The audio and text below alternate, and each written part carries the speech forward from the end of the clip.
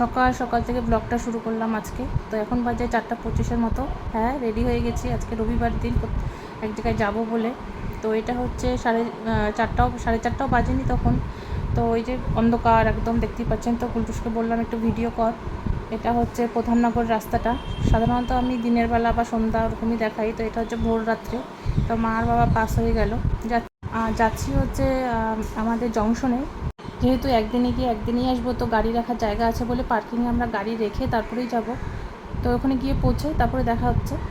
তো নমস্কার সবাইকে, ব্লগ এক্সপ্রেস চ্যানেলে আপনাদের সবাইকে স্বাগত জানাই। এই যে পৌঁছেই গেছি জংশনে। এখনও ভোরের আলো ফোটেনি, হালকা হালকাই ফুটছে। তো টিকিট কাটা হয়ে গেছে, এখন জংশন স্টেশনটাও কিন্তু চেঞ্জ হয়ে গেছে। তো যাই হোক, আমাদের যেতে হবে 2 নম্বর প্ল্যাটফর্মে। সেখানে আমাদের যেখানে যাব সেই ট্রেনটা অপেক্ষা করছে। তাই জন্য আমরা এই সিঁড়িটি ওপরে উঠে ফ্লাইওভারটা দিয়ে ওই পারে যেতে হবে 2 নম্বর প্ল্যাটফর্মে। তো চলুন যাই। এই যে চলে আসছে 2 নম্বর প্ল্যাটফর্মে। বাদিকেই দেখতে পাচ্ছেন ট্রেনটা দাঁড়িয়ে আছে, 75741 নিউ জংশন টু ধুবড়ি। 5টার সময় এই ট্রেনটা ছাড়বে আপনার শিলিগুড়ি জংশন থেকে। আর 2:12-তে রাইট টাইম বোধহয়। তো ওটা ধুবড়িতে রাইট টাইম পৌঁছানোর 2:12, জানি না কত সময় পৌঁছাবে। তো ট্রেনটা লেট আছে, আমরা লাস্ট পর্যন্ত ট্রেনটা লেটেই ছিল। সে যাই হোক, এটা ছেড়ে দিল ট্রেনটা জংশন থেকে 5টার সময়, একদম টাইমেই ছাড়লো 5টার সময়। তো আকাশে তো দেখতেই পাচ্ছেন একদম আলো ফুটে গেছে 5টার সময়ই, কিন্তু মেঘলা ওয়েদার, মানে বৃষ্টি আসবে আসবে ভাব। পুরো জার্নিটাতেই কোথাও বৃষ্টি হচ্ছিলো হালকা হালকা, কোথাও এরকমই ছিল, তারপরে লাস্টে রোদও উঠলো। তো যাই হোক, সকালবেলা ট্রেন জার্নি, বাস জার্নি, যে কোনো জার্নি খুব ভালো লাগে, খুবই সুন্দর লাগে দেখতে। আর এগুলো হচ্ছে চা পাতা বাগানের ওপর দিয়ে যাচ্ছি, তো খুব সুন্দর লাগছে দেখতে। আর এটা হলো সেবক স্টেশনটা। তো এটা এখানে স্টপেজ নেই, এটা সিধা গিয়ে আপনার নিউ মালেই নামবে। তো মাঝখানে এটার কোনো স্টপেজ নেই, এখানে জংশন থেকে নিউ মালের মধ্যে কোনো স্টপেজ নেই। তো সেবকের যে ব্রিজটা আছে, রেল লাইনটা, ওটার উপর দিয়েই যাচ্ছি। নিচে তিস্তা একদম ভরপুর, আর দূরে ওই দেখা যাচ্ছে বাঘপুলটা। আর তিস্তা একদম পরিপূর্ণ হয়ে আছে, এপার ওপার একদম মানে জলে ভর্তি।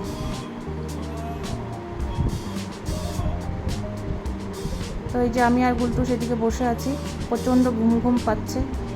ট্রেনের মধ্যে বেশিরভাগ লোক সবাই ঘুমাচ্ছে, তো প্রচণ্ড ঘুম লাগছে। 3টার সময় সেই ওঠা, তারপরে তো চলছেই।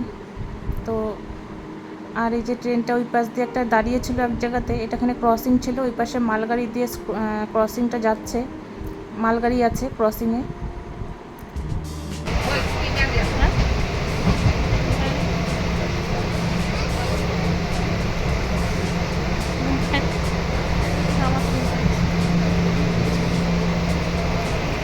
আর আরেকটা কথা বলে রাখি, ট্রেনটার অবস্থা কিন্তু খুব খারাপ, খুব নোংরা ট্রেন। বাথরুমের জল নেই, প্রচণ্ড পরিমাণে নোংরা। তাই যে দেখতে পাচ্ছেন পুরো বাদামে ছিলকা পড়ে আছে, একদম খুবই নোংরা। তো আমরা এই যে লাস্ট আলিপুরদুয়ার জংশনে এসে পৌঁছালাম। লাস্ট না, আমরা আলিপুরে নামবো। তো জংশনে এখানে একটু দাঁড়ালো, তাই একটু ভাবলাম একটু ভিডিও করি আলিপুরদুয়ার জংশন। আর 10-15-20 মিনিটই হয়তো লাগবে আলিপুর পৌঁছাতে, আলিপুর স্টেশন। তো এই পাশে এই যে গুলটুসও দাঁড়িয়ে আছে। তো এই যে আমরা আলিপুরদুয়ারে নেমেই গেলাম। তো এখান থেকে সিধা হাঁটলে পরেই এই 1-2 মিনিটের রাস্তা, আপনার মেন রোড পাওয়াই যাবে। তো মেন রোড থেকে আমরা যাব হচ্ছে কোচবিহারে বানেশ্বর মন্দিরে, যেই জন্য আমাদের আসা। তো মেন রোড থেকে বাস পেলে বাসেই যাব, স্টেট বাসে। আর বাস না পেলে অন্য কোনো ব্যবস্থা। আর এই যে এইদিকে পুরো রোদ উঠছে বলে সব টিনের ওপরে জামা কাপড় মেলে দিছে। আর প্রচণ্ড পরিমাণে রোদ, সকালে যেরকম আসলাম মেঘলা মেঘলা ওয়েদার, একদমই না, খুবই রোদ লাগছে, প্রচণ্ড পরিমাণে রোদ।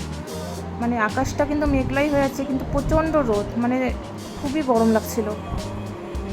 তো একদম মুখে একদম মানে ক্লান্তির ছাপ, এই যে বোঝা যাচ্ছে। একদম 3টার সময় উঠছি, তার মধ্যে প্রচণ্ড রোদ। তো ঠিক আছে, আগাই, গিয়ে বাস বা কিছু একটা ধরি। তো বাস টাসে তো উঠলাম না, যাওয়ার পথে এক টোটোওয়ালা জিজ্ঞাসা করলো কোথায় যাবেন, তো আমরা বললাম বানেশ্বর বলে উনি রাজি হয়ে গেলেন। আমাদের এখান থেকে 20 টাকা ভাড়া নিল আলিপুরদুয়ার থেকে বানেশ্বর যাওয়ার জন্য। তো টোটো করেই যাচ্ছি আমরা, তো বাসে করে আর এবার গেলাম না। ঠিক আছে, যাই, দেখা যাক কী হয়, ওখানে গিয়ে দেখা হচ্ছে। তো এই যে আমরা পৌঁছে গেছি বানেশ্বর মন্দিরের কাছাকাছি চলে আসছি। তো মেন রোড থেকে একটু হাঁটতে হচ্ছে, আর রাস্তার এই পাশে এই যে পূজা দেওয়ার জন্য সব সামগ্রীগুলো নিয়ে বসছে, যে কোনো দোকান থেকে আপনারা নিয়ে নিতে পারেন। আর আমরা একটা নিলাম, সব থেকে কম নিল 120 টাকা। ওর মধ্যে একটা ঘর ছিল, ফুল, ধূপকাঠি, একটু ওই নকুলদানা, এসব ফল ছিল 3 রকমের, এসবই ছিল। যাই হোক, আপনারা দেখে নেবেন। আর এটা হচ্ছে মেন গেটটা, সুন্দরভাবে সাজানো, ফুল দিয়ে সুন্দর করে সাজানো, আর বাঁশ দিয়ে ব্যারিকেড করা আছে। এই যে আমরা ফুলের একটা ঝুড়ি নিয়ে নিয়েছি, দুজনে দুটা, মার হাতে একটা, আমার হাতে একটা, 120 টাকা করে নিল। যেহেতু আজকে রবিবার তাই অতটাও ভিড় নেই।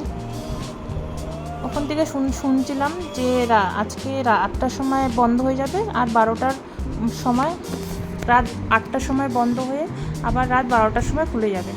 তো 4টা-5টার থেকেই নাকি এখানে ভিড় হওয়া শুরু হয়ে যাবে, সবাই লাইনে দাঁড়াবে, প্রচণ্ড পরিমাণে ভিড় হয় বললো।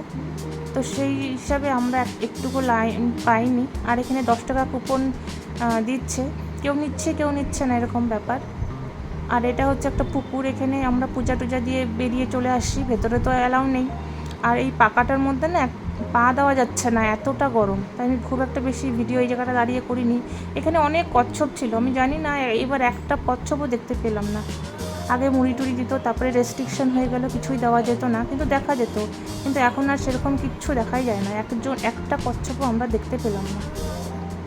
তো যাই হোক, পূজা টুজা দিয়ে এসে একটু বসলাম। তো বসার পরে একটুখানি যে ভিডিও করে নিচ্ছি পুরো মন্দিরটা। এখন অতটা বোঝা যাচ্ছে না, যেহেতু প্যান্ডেল ট্যান্ডেল করা আছে, তো ওই জন্য অতটাও বোঝা যাচ্ছে না। কিন্তু রোদ কিন্তু প্রচণ্ড পরিমাণে উঠছিল, প্রচণ্ড রোদের তাপ ছিল। তো আমরা এই যে একটু বসলাম জাস্ট।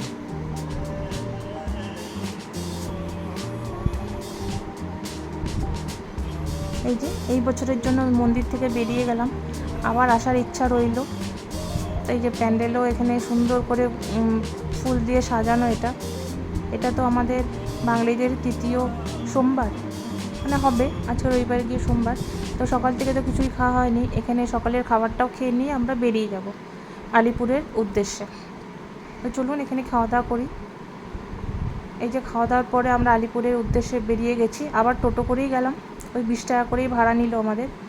তো আলিপুরদুয়ারে বাবার একটু কাজ ছিল, আলিপুরদুয়ারে যেখানে যাব আমরা এখন, তো ওখানে কাজ করে আমরা বেরিয়ে যাব যতটা তাড়াতাড়ি সম্ভব, যেই ট্রেনে পাওয়া যায়।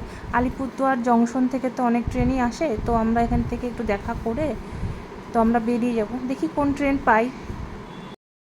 আমি আর গুলটুস ট্রেনের জন্য অপেক্ষা করছি না। 3:40 আমাদের ট্রেন। এই যে পেছনে তারা আছে কাঞ্চনকন্যা, এটাতে করেই যাব বাড়িতে। প্রচণ্ড গরম লাগছে, প্রচণ্ড,